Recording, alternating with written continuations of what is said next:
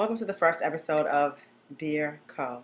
It's actually an idea. I cannot say that I came up with this idea. This idea was brought about by someone who probably doesn't want to be, identified online as, what her name is. But I'll just say she and I know who she is, and it's her idea. And I totally will give her the credit if this ever becomes anything fruitful. My first question of the evening is, Dear Co, I am a young black male working in a mostly female environment. This shit is driving me insane. How do I navigate through the mood swings and cattiness and just get the work done without snapping on a bitch? Sincerely, try not to slap a hoe. Let me tell you something. Nothing about your work environment is going to get more pleasant in that sense. This is one of those if you can't beat them, join them situations. If you're in an environment with a whole bunch of girls, and especially black women, things are going to go the way that they're going to go, and no one's going to change anything for you. So either you go ahead and start, baking your mac and cheese every Friday, or, you just go in the corner and become the weird black dude. You know what I'm saying? Like, just be so weird that they don't want to fuck with you. Hey, don't take showers or something like that. Just become the gross person at work or the socially inept weirdo, but things that make you unattractive, As far as the cattiness, things like that, I don't know. Come to work, start reading comic books at work or something like that. Things that just don't appeal to the average black woman. That way, they'll sort of not include you into the fold, and you'll just be like, the social pariah, and that should work out for you good. Dear Co, I have a thing for artsy, broke, scruffy types, but it's really no good for my life and aspirations. What advice can you give me in weaning myself from such types? I know you have no experience in this department, but it just means you're smarter than me. Past undergrad, I don't see why anybody would deal with somebody based on a promise. 90% of the time, no one is really making money off of their passion.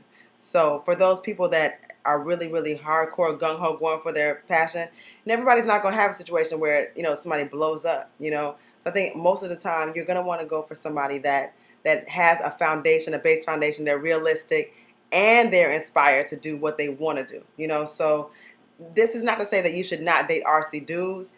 Just date RC dudes with some common sense, because most of them are not going to be, fucking Van Gogh or some shit. They're not going to be T.I. They're not going to be Jay-Z and, shit like that. So it's like you have to date people that are grounded, people that are able to hold that job and, at the same time, write the raps on the side or whatever. Dear Co, I got a question that's been bugging me. Given our financial landscape, should I tough it out here in the States or seek greener pastures abroad? Mind you, this would be my first time leaving the Americas. Well, this is how I would approach it. Personally, I love travel, and I have a valid U.S. passport, and that's all I'm about. I'm all about traveling. I'm all about taking up a different language. If you can learn something new that you didn't know before, I'm all about that. So I think that if you can, broaden your horizons and just get outside what's comfortable and normal for you, I think that it'll help you grow as a person, and I would go that route, especially when you said greener pastures abroad. That led me to believe that you have something a little bit more comfortable or good that's going on for you there, as opposed to being here, waiting for the unemployment extension to get passed, things like that. So go with what is a pretty much a real deal. And if you're going to jump at something or pick something to do something spontaneous, I would definitely suggest doing something international. I think, if you go to, like, let's say what would be considered a third world or developing country, certainly you might have some people that can help you out here and, throw you a couple dollars. Now, I think that'd be an amazing experience. And so if that doesn't totally work out, it'll still be such a good learning experience and something that you wouldn't get back home. So you should look into it. So I say go ahead and jump into it. And I don't know where the hell you were going. I don't know if you're going to like South America, Africa, or whatever, but send me a postcard. Someone I used to go with way back in like 10th grade is coming back to Cali in December and wants to see me. Back in the day, we only went together, just put in quotes, for a few months, but because I wasn't ready to do it yet, he dumped me softly and became my big brother at school.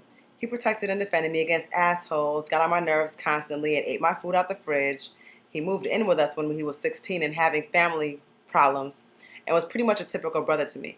Then he disappeared and resurfaced years later on the East Coast, and we've been in touch off and on for the past 2 years.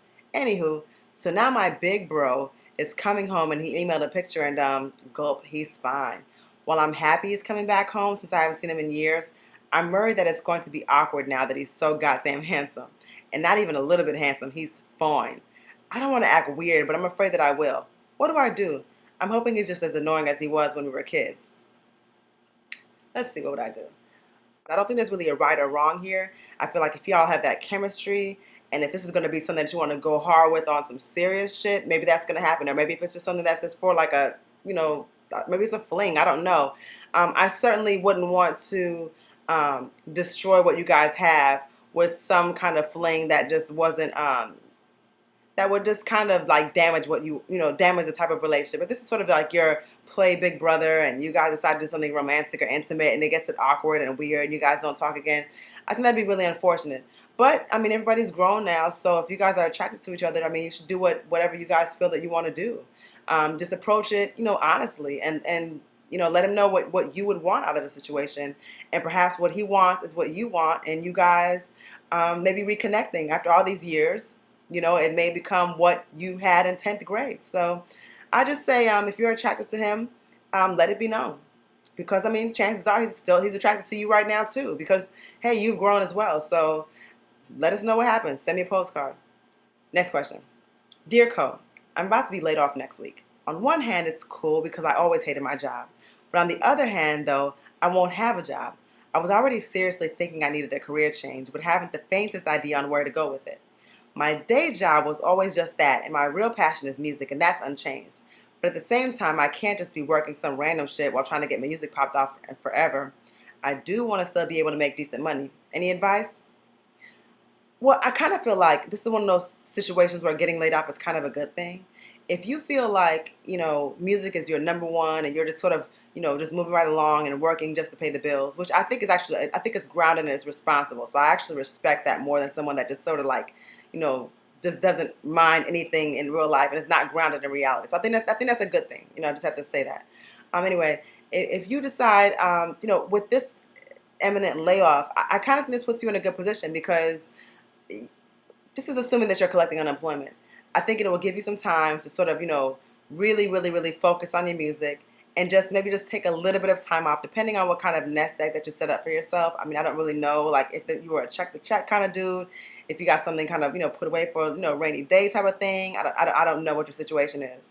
But if you've been smart enough thus far to kind of just be responsible, to have something going on for yourself, while you're trying to get the music thing popped up, I'm assuming that you did. So if that's the case, hey, you're going to be collecting unemployment. Go hard with the music, do what your passion is and see how that pans out. But be realistic. You can't be on unemployment forever.